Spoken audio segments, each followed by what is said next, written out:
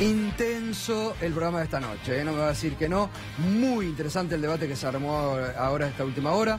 Y la reaparición pública después de muchos meses, yo diría más de 2 años que no aparecía en televisión, de Daniel Scioli, que dejó muchos conceptos, se mostró totalmente en oposición al actual modelo de Mauricio Macri y reivindicó todos los enunciados que él había hecho en aquel famoso debate presidencial del 2015. También esta noche lo viste aquí en Minuto 1. Ya llega tiempo de Sloto y Desafío 2018. Marcelo, ¿cómo te va? Muy buenas noches. Bueno, vamos a mantener la intensidad y ocuparnos del tema que más le preocupa a la gente.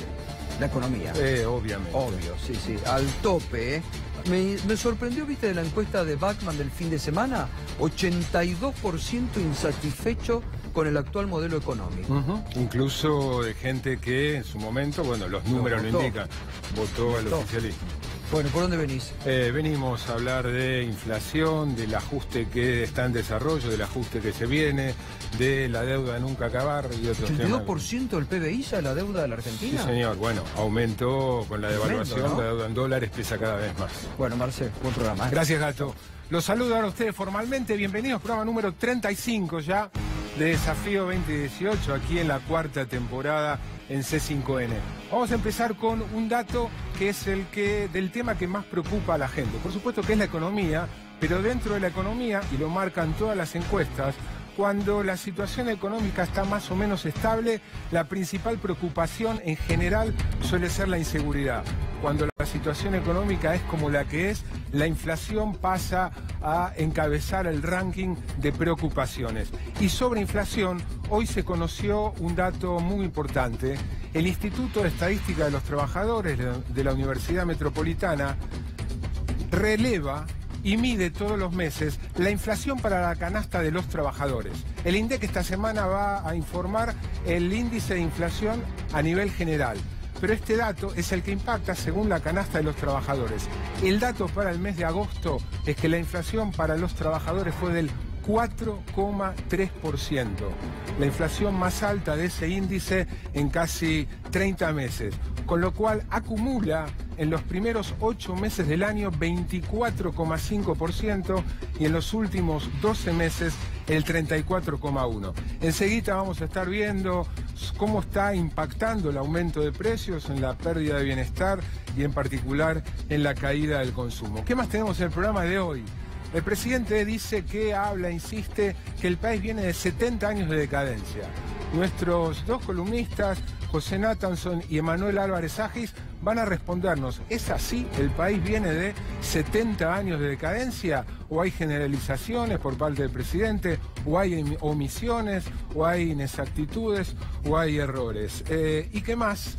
Tenemos 2 economistas para hablar de la deuda de nunca acabar. Recién el Gato mencionaba cómo está creciendo el peso de la deuda sobre la economía. En parte esto se debe a que una deuda en dólares, con dólares que han duplicado su valor, pesa más, cuesta más pagarlo, porque el Estado para pagarlo lo que recauda son pesos. Y le vamos a preguntar también si consideran que con el Fondo Monetario la crisis está superada y si consideran que hay alguna alternativa. Dada la situación en la que está el país, ¿hay alguna alternativa? Eso más adelante. Pero antes, ¿quién paga el ajuste?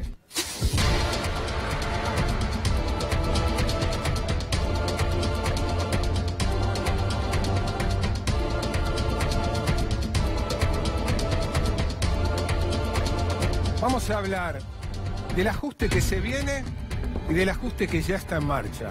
¿Cuál es el ajuste que se viene? Bueno, es el ajuste que está empezando a discutirse entre el gobierno, la oposición, los gobernadores. Mañana hay una reunión importante de Macri con gobernadores. Para este viernes el gobierno tiene que presentar el presupuesto. Es obligación constitucional presentarlo antes del día 15. Uno puede discutir, es muy discutible, si en una situación de recesión, con inflación, con esta inflación en la que está el país, es conveniente o no un ajuste. si es conveniente profundizar el ajuste y llevarlo de el equivalente a 1,3%, que era la meta previa al haber recurrido otra vez al Fondo Monetario, al 0%.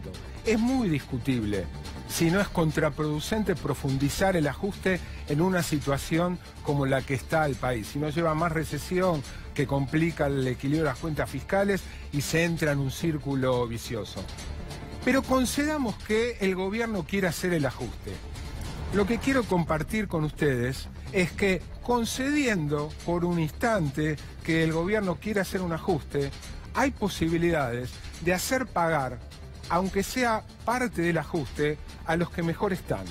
Bueno, algo de eso vimos el lunes pasado, cuando mostramos que el restablecimiento de retenciones a la exportación en general, no solo a la soja, podría haber sido mucho mayor de lo anunciado por el gobierno. Y si esa medida hubiese quitado del bolsillo de los exportadores más dinero, tal vez el ajuste en los salarios públicos, el ajuste en las jubilaciones, el ajuste en la obra pública no se necesitara que fuera tan alto. Ahora les voy a mostrar algunos cálculos sobre otro de los temas que está en plena discusión y va a ser uno de los puntos de debate entre el gobierno y la oposición. Otra manera de llegar al ajuste que quiere el gobierno, pero metiéndole la mano del bolsillo a los que más tienen, es a partir del impuesto a los bienes personales. Como se llama aquí, lo que en cualquier otro país del mundo es el impuesto a la riqueza. Quiero compartir con ustedes algunos datos sobre qué es lo que se está discutiendo. Desde la oposición le están planteando al gobierno que cobre un adicional en el impuesto a los bienes personales sobre lo que se blanqueó.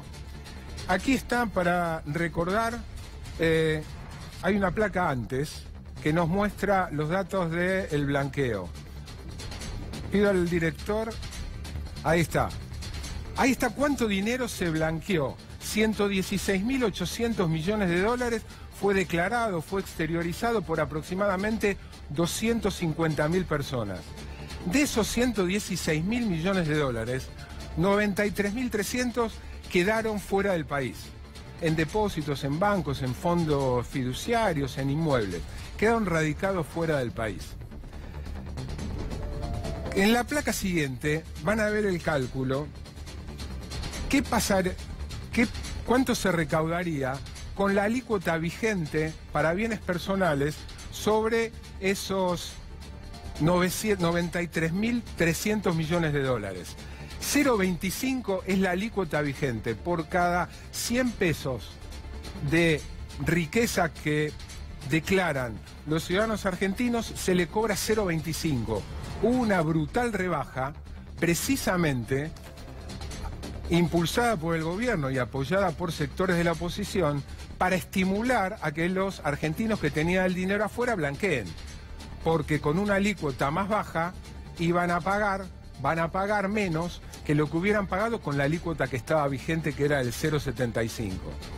Si se aplica la alícuota vigente a los 93.300 millones de dólares que están radicados en el exterior, que es lo que está planteando la oposición y lo que en principio el gobierno estaría dispuesto a aceptar, se recaudarían 233 millones de dólares de recaudación de impuesto a los bienes personales.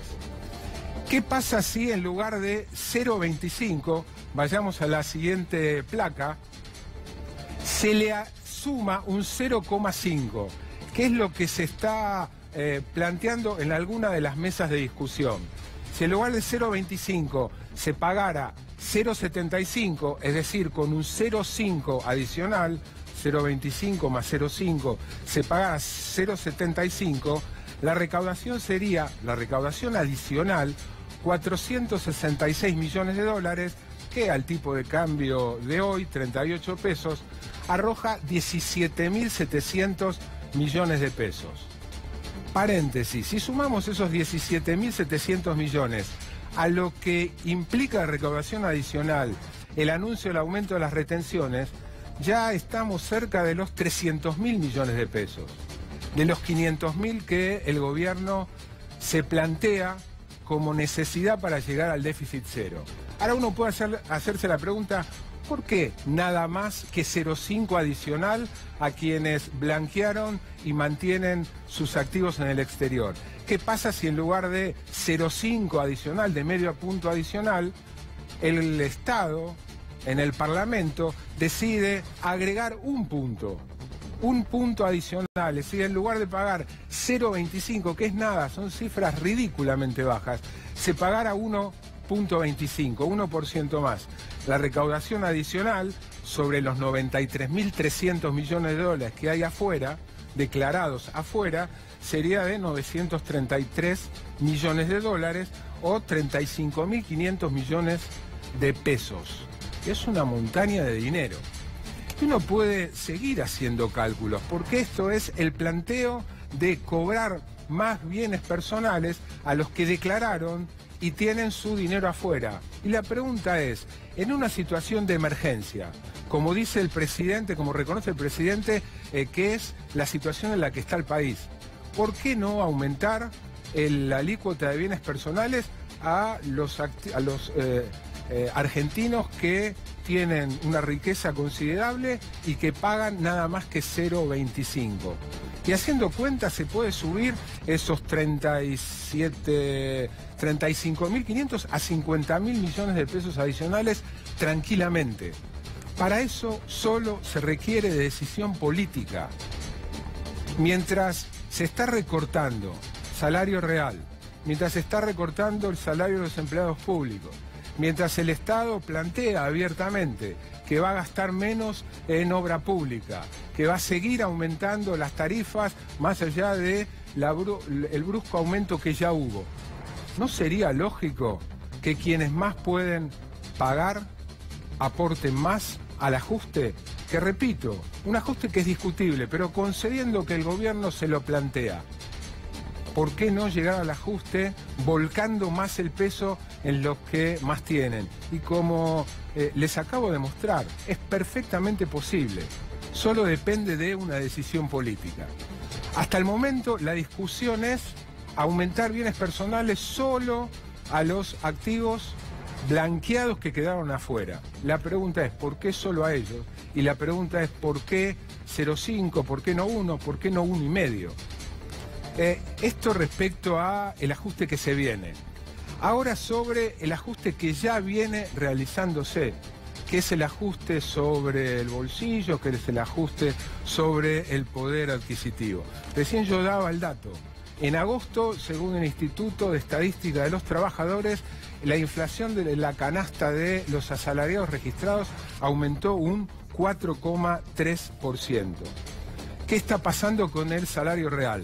Ahora van a ver datos que difundió la consultora Ecolatina este fin de semana acerca del impacto sobre el salario real de lo que venimos sufriendo desde la devaluación en adelante y desde comienzos del año también.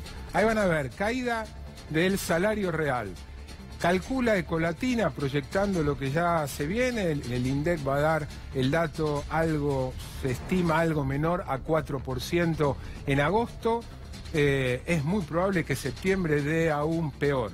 Ecolatina estima que la caída del poder adquisitivo año contra año 2018 versus 2017 va a ser de 6%, con la particularidad de que lo peor viene en el segundo semestre, en el semestre que estamos transcurriendo, donde la caída comparando segundo semestre contra segundo semestre es de el 10%, una brutal pérdida de poder adquisitivo. No solo el salario de los trabajadores registrados, mucho peor es la situación del empleo público. Eso que veíamos ahora es para el promedio de los salarios. El empleo público va a caer más que el promedio precisamente por el ajuste fiscal presupuestario que está haciendo el gobierno. Fíjense qué va a pasar con las jubilaciones. Ya es posible hacer el cálculo de cuál va a ser el aumento de las jubilaciones a lo largo de 2018. Cuando lleguemos a diciembre, el haber jubilatorio de diciembre comparado con el haber jubilatorio de diciembre de 2017 va a mostrar un incremento del 28,3%. y como están indicando el consenso de los pronósticos de los economistas, la inflación va a estar, en el mejor de los casos, en el 40, entre el 40 y el 42%, y lamentablemente ya hay quienes elevan aún más la cifra. Con lo cual la pérdida de poder adquisitivo para el haber jubilatorio es enorme. El mismo cálculo vale para los beneficiarios, los receptores de la asignación universal. Se ve un poco atenuado porque el gobierno ha establecido un refuerzo en 2 pagos para la asignación universal que de todas maneras no alcanza a compensar ese desfasaje entre el aumento establecido por la fórmula vigente y la inflación. Y por último, por supuesto, esto se refleja en caída del consumo. Enseguida vamos a hablar con José y con 2 invitados. Según las estimaciones de una de las consultoras que miden el consumo masivo, cuando hablo de consumo masivo es alimentos, bebidas, artículos de tocador y limpieza, en el segundo semestre el consumo masivo baja un 4,7%. Esa es la proyección de la consultora Kantar, y otra de las consultoras, Sentia, lo calcula también entre el 4 y el 5%. Y estamos hablando de consumos básicos, que es lo último que las familias dejan de gastar por obvias razones. La caída en venta de autos, de motos, en bienes no suntuarios, pero no básicos, es por supuesto mucho mayor. Invito ahora a José. José, ¿por dónde anda José?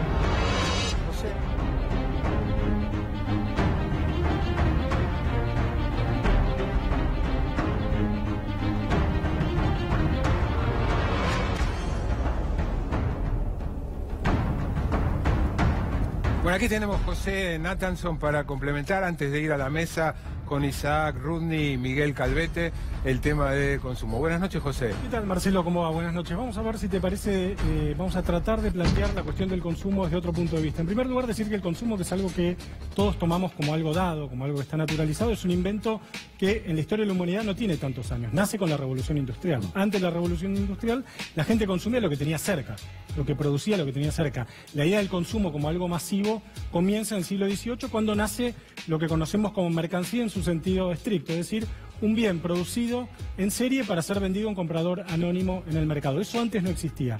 Ahora, el consumo no es solo consumo. Esto me parece que es una parte importante y es algo que después vamos a tratar de ver cuando politicemos el tema, cuando hagamos el comentario final político, por qué es importante el consumo en términos políticos. Consumir no es solo comprar cosas. Consumir, vamos a ver algunos ejemplos, es decir, lo que queremos ser, lo que no queremos ser, lo que somos, nuestra identidad. Mira, este es un ejemplo de un jean tipo hip hop, un jean caído, de esos que se usan mucho los jóvenes, que se pusieron de moda en los colleges estadounidenses, los empezaron a usar los blancos, copiando la moda de los negros, que se los dejaban caer así porque les sacaban los cinturones en las cárceles.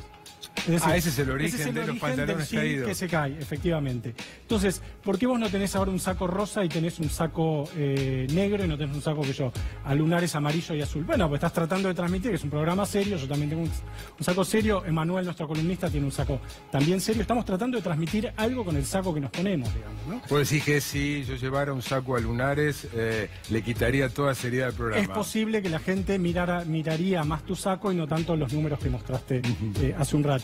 Lo que quiero decir con esto es que cuando, por ejemplo, cierto progresismo se queja de que los sectores populares gastan plata que no tienen en celulares o zapatillas, lo que no entienden es que lo que están comprando no son celulares o zapatillas, son signos de estatus, son formas de estar en el mundo, son formas de relacionarse con los demás. Eso es también el consumo. Bueno, se viralizó, ¿no?, estos días el testimonio de esta chica de Bahía Blanca, explicando qué tienen en la cabeza los pobres. Así fue la charla. Efectivamente, una charla TED. Una charla TED, donde una chica muy humilde, pero muy humilde, de Bahía Blanca, explicaba por qué los pobres depositan como un bien aspiracional en las zapatillas. Una explicación maravillosa, si no la vieron se las recomiendo. Vamos a decir, Marcelo, entonces que también que el consumo, decíamos, no es solo comprar cosas y es una forma de acumulación política, de construcción de legitimidad política. Vamos a ver algunos ejemplos de diferentes booms del consumo. El primer gran boom de consumo en la historia argentina se produce con el primer peronismo. Elegimos acá, de entre todas las posibilidades que teníamos, la heladera Cian Di Tella. Hay un libro muy interesante, se llama Cuando los trabajadores salieron de compras, de Natalia Milanesio, donde analiza el impacto emocional dentro de las familias obreras que tiene la llegada de su primera heladera, la Cian Di Tella de los años 40, 50 y 60 de fabricación nacional. A muchos de ustedes seguramente les genera algo de nostalgia, ¿no? Ver ese aparato que seguramente ha estado en la casa de muchos de nosotros. Esa heladera, ¿no? Que se abría así exactamente, tirando de la manija, así. Y que había que ponerle, me dicen aquí efectivamente, había que en la manija que ponerle algún paño para evitar la descarga, ¿no? Que a veces porque te daba como una patada, sí. Efectivamente. Vamos a ver también, Marcelo, que incluso los regímenes dictatoriales, autoritarios, en la necesidad de construir algún tipo de legitimidad social, también apelan al consumo. Veamos, si te parece, unos segunditos de un aviso célebre de la dictadura. Bueno, muchas veces el consumidor debía conformarse con lo que quería sin poder comparar. Ahora tiene para elegir, además de los productos nacionales y los importados. Veíamos ahí el aviso de la dictadura donde se promocionaban los productos importados en plena tablita de Martínez de Oz. Las sillas de fabricación nacional, se rompían, para lo que era la idea en boga en ese momento, Martínez de Oz y compañía, no servían. Eran mejor las importadas, sillas. Sillas importadas, efectivamente.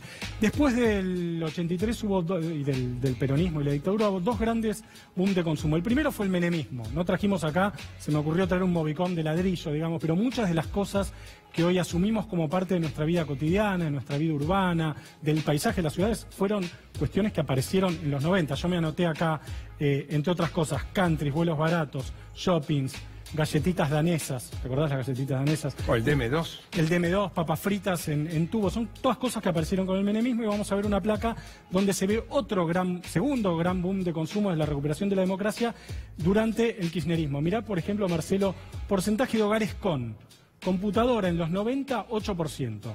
En el 2003, primeros años del kirchnerismo, 2003-2004, 49%, 57% en 2013. Heladera con freezer, 37, 73, hasta el 76%. Celular no había en los 90, 60, 88%. Lo que hizo el kirchnerismo fue democratizar el consumo, ampliar a niveles que hasta el momento no tenían acceso, bienes que por ahí ya existían. El menemismo incorporó, como tuvo que ver con el ingreso de Argentina en la globalización y otros procesos que se fueron dando paralelamente, el menemismo incorporó nuevas cosas. Lo que hizo el kirchnerismo fue democratizar, es decir, permitirle el acceso a un montón de gente que no tenía computadora, que no tenía heladera con freezer, no tenía celular y otro montón de... La desafortunada, me acuerdo la desafortunada frase de Javier González Fraga, ¿no? Les hicieron creer que podían viajar al exterior, que podían... Sí, que eso lo quería relacionar con algo de la próxima columna que haremos con Emanuel, que es la idea del peronismo como una fuerza política que genera un exceso de goce.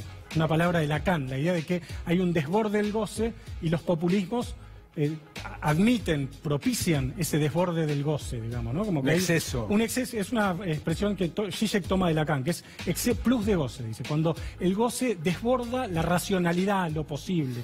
Yo quiero plus de goce, ¿no? Todos queremos plus, ese es el problema, todos queremos plus de goce. Antes que déficit de goce. Todos queremos plus de goce.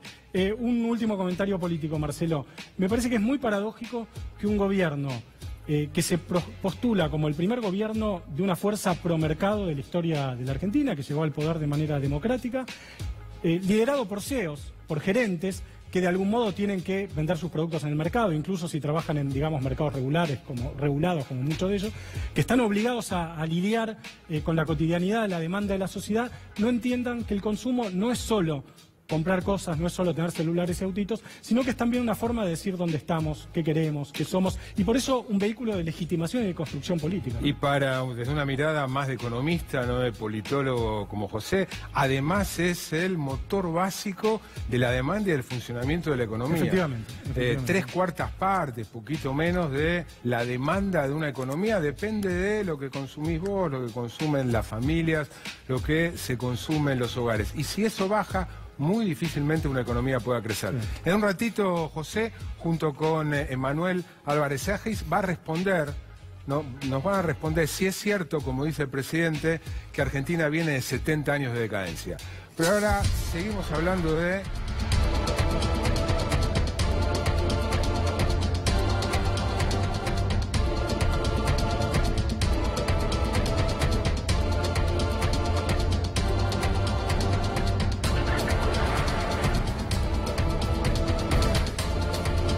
Seguimos hablando del tema de consumo con dos especialistas. Estamos con Isaac Rudnick, es director del ISEPSI, un centro de estudios que forma parte de Barrios del Pie. Isaac, gracias por venir. Y con Miguel Calvete, que además de director del Instituto de Estudios de Consumo Masivo, es vicepresidente de la Confederación de Comercios y Servicios. Gracias, Miguel. Planteaba yo recién ahí los datos de vaticinios, pronósticos sobre caída del consumo. ¿Pasó lo peor o todavía no?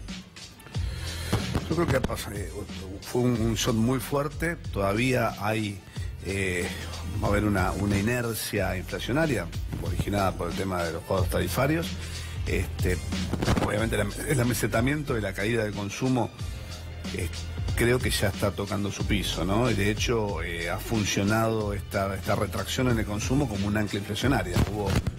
Hubo en el mes de julio, si analizamos datos del INDEC, por ejemplo, hubo un 7% en índice mayorista, poco más de un 3% en índice minorista, que no fue trasladado a precios, o sea, a precios de góndola o a los distintos eslabones de la cadena de industrialización y de comercialización, que lo han absorbido distintos actores.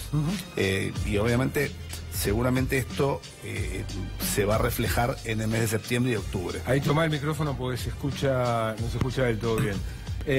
Isaac, ustedes miden inflación de canasta en barrios populares. ¿Qué está arrojando en mes de agosto? No sé si ya tienen cerrado el número. Sí, en agosto nos dio 3,64 alimentos. ¿En alimentos? Sí, y para los 8 primeros meses nos dio 30,32. O sea, la canasta básica de alimentos de diciembre a agosto, los 8 primeros meses es 30,32. Eso, el vaticinio para de aquí a fin de año no es alentador si la comparamos con una de las variables que más influye en la canasta de alimentos, que es el dólar. El dólar tuvo un aumento en estos 8 meses por encima del 100%. O sea que aun cuando no siguiera aumentando y quedara estabilizado en el valor de 38, 40 pesos, seguramente en los próximos meses, aún con la retracción de consumo inevitable que va a haber, continuidad de retracción de consumo, seguramente van a seguir siendo trasladados a aumentos de precios. Esa es la gran pregunta, ¿no? ¿Cuánto de la devaluación todavía resta trasladar a precios?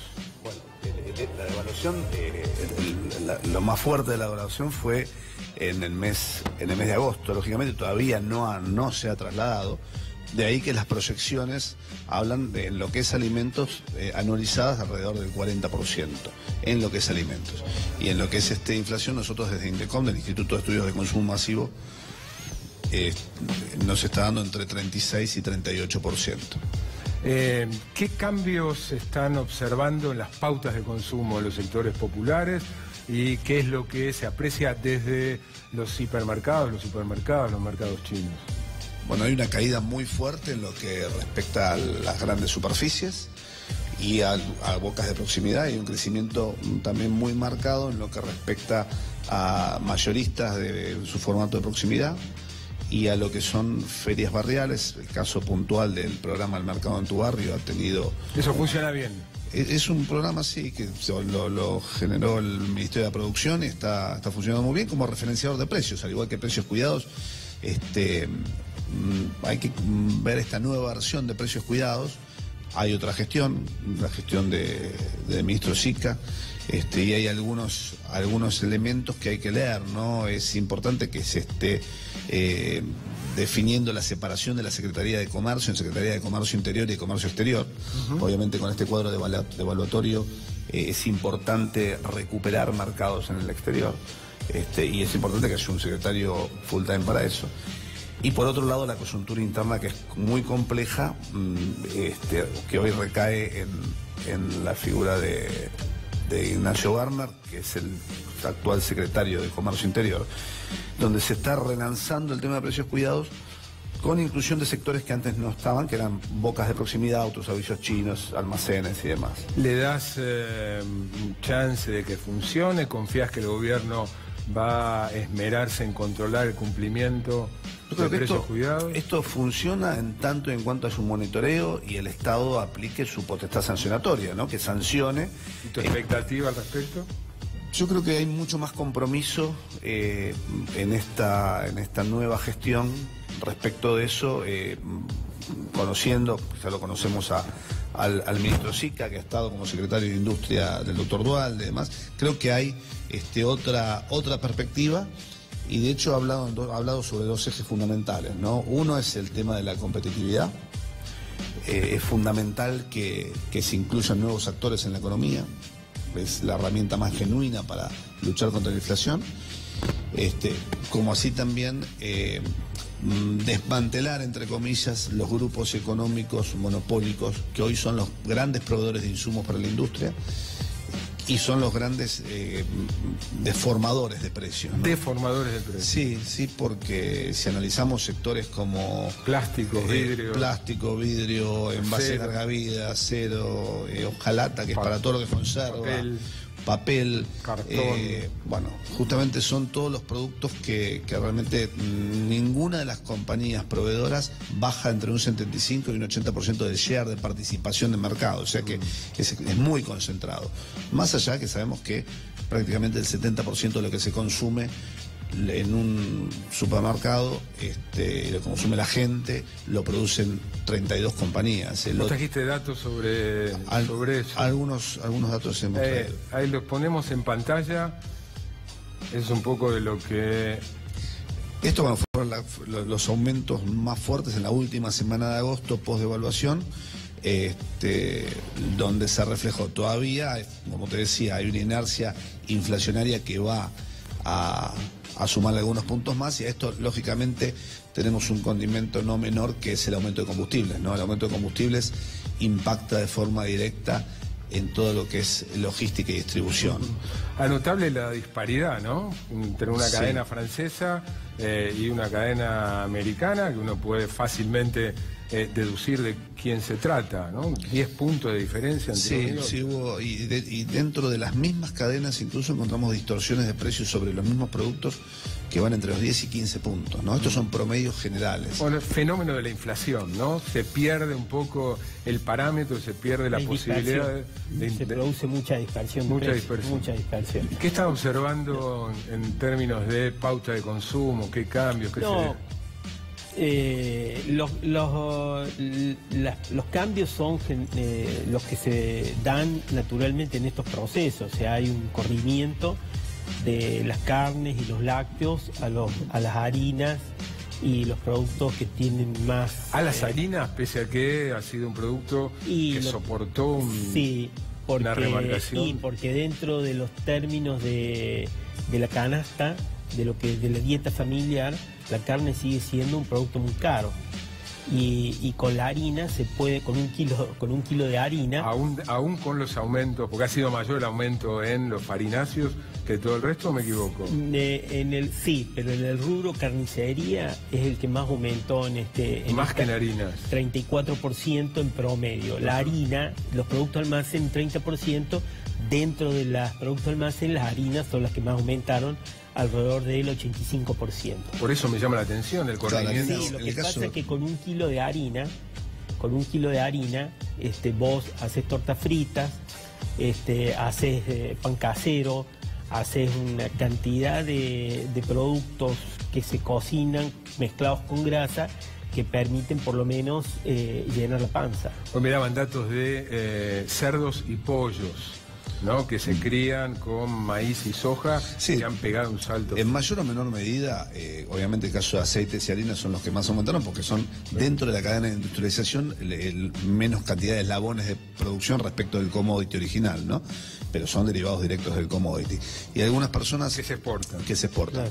Y algunas personas dicen, bueno, pero la vaca se cría acá, pero tanto el ganado bovino, porcino, como la carne aviar, el pollo, en mayor o menor medida son distintos envases de granos, porque la base de su alimentación es alimento balanceado, entonces Los granos se exportan, los granos se pero exportan, precios dolarizados. hay una Sin incidencia, retenciones.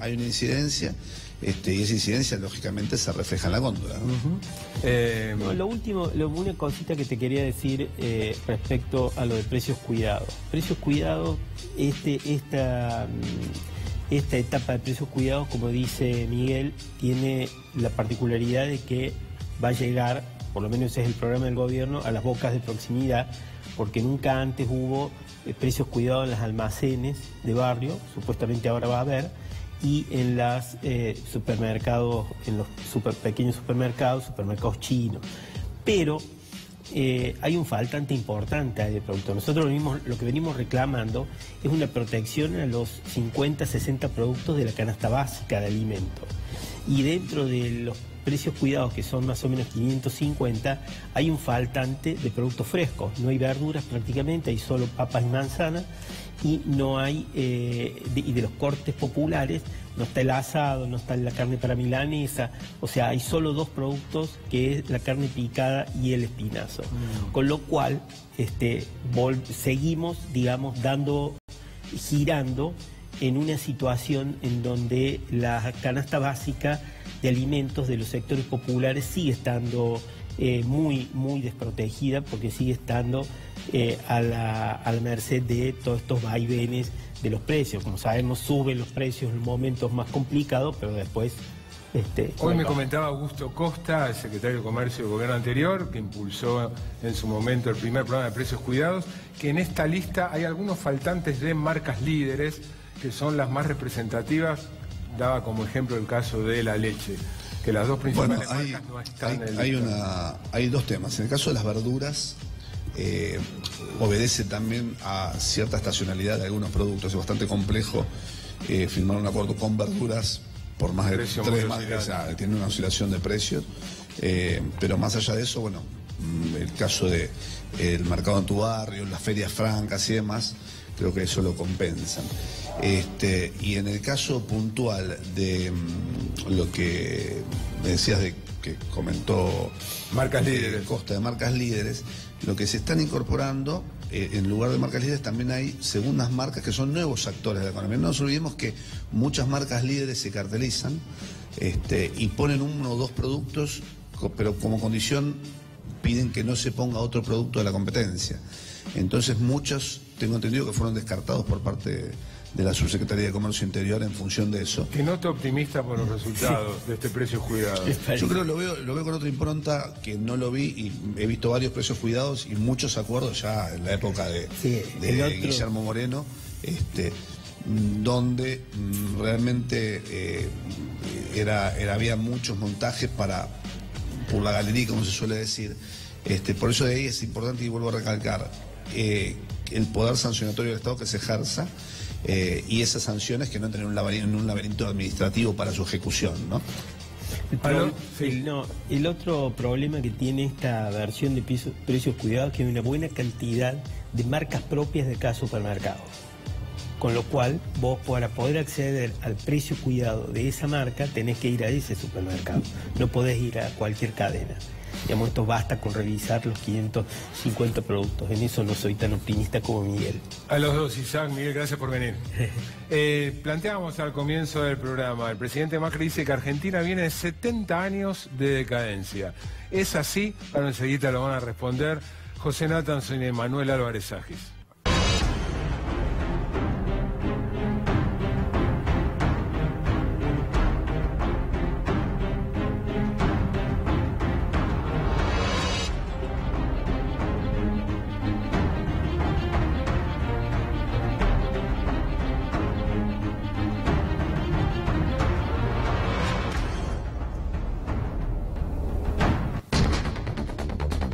video.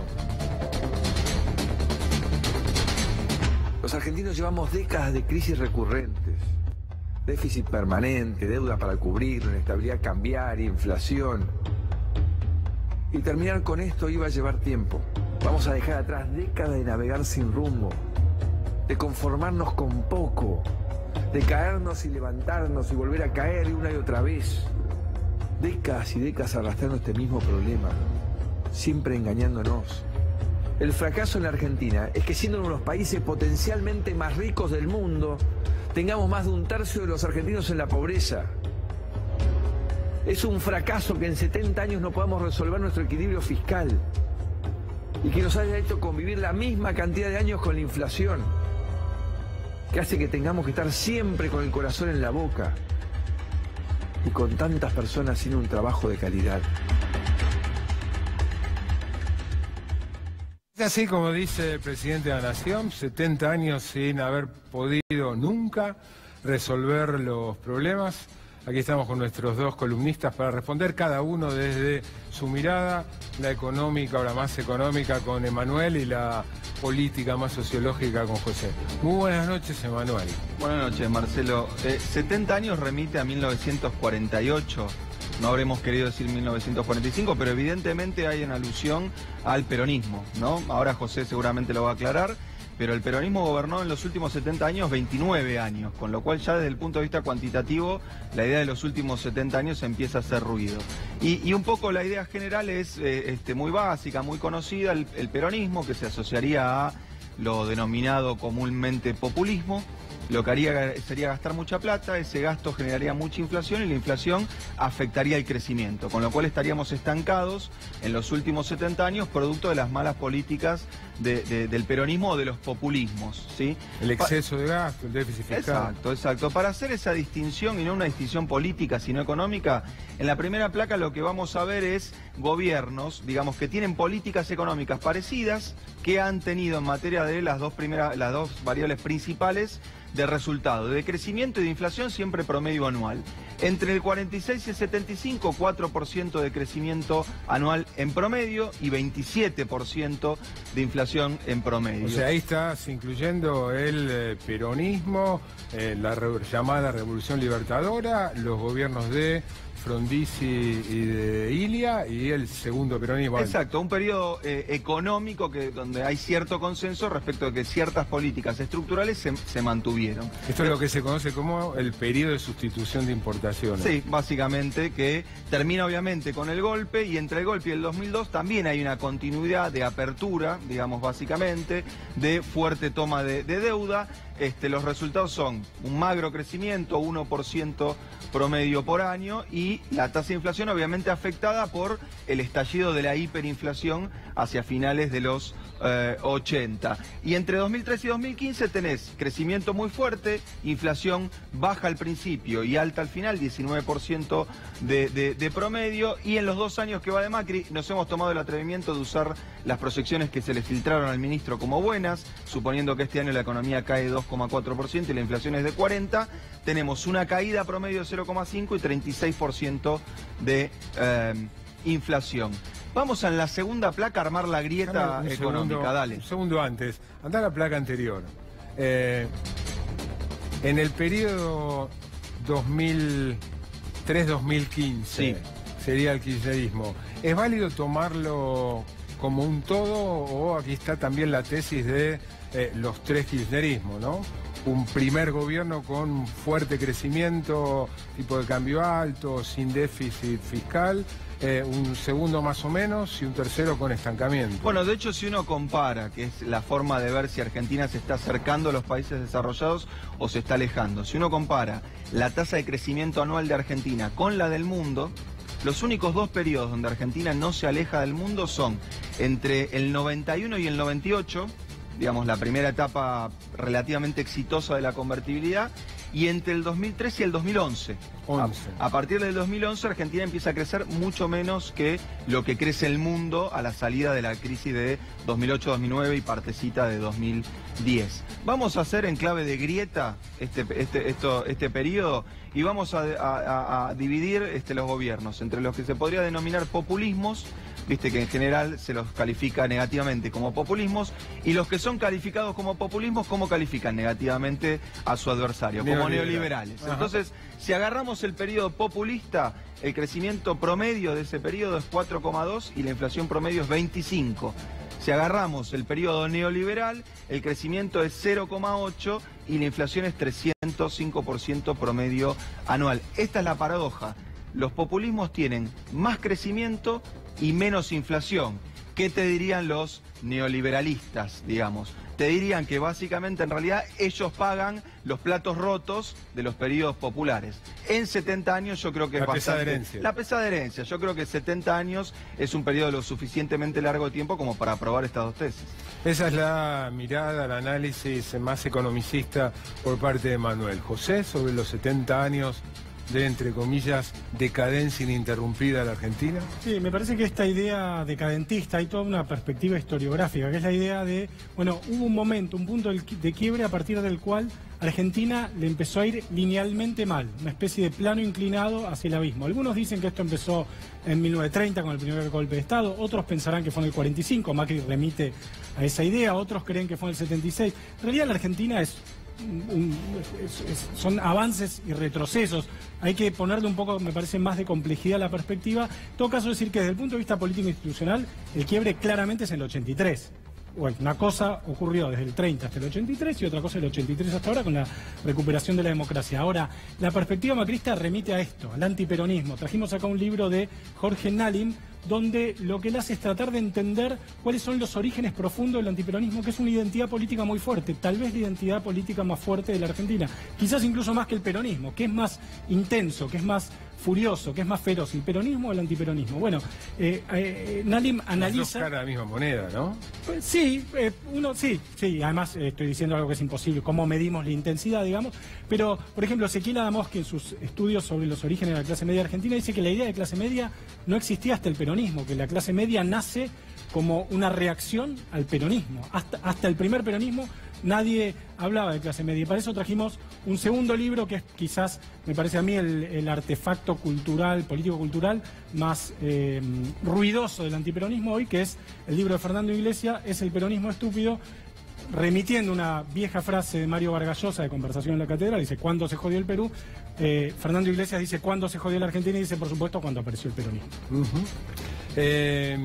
La pregunta que queda ahí, pero no la vamos a responder hoy, si en estos 70 años, para tomar el plazo al que se refirió el presidente de la Nación, ¿cuándo Argentina tuvo posibilidades de superar, de saltar varios escalones y cambiar un poco la historia, ¿no? Desde el punto de vista económico, probablemente los 60 son un punto de inflexión, digamos, donde Argentina podía avanzar en su periodo de sustitución de importaciones hacia un escalón más alto, y hay cierto consenso respecto de que entre 2003 y 2007, con precios extraordinarios de nuestras exportaciones, también. Para dejar de hablar del pasado, vamos a recomendar este libro prologado por vos en alguna de sus versiones. Así, la segunda edición. Es básicamente editado por el señor. Editado por el señor, es un autobombo tremendo, pero es la economía argentina del siglo XXI. ¿Te acordás que cambiamos, decía, dejemos de hablar del pasado?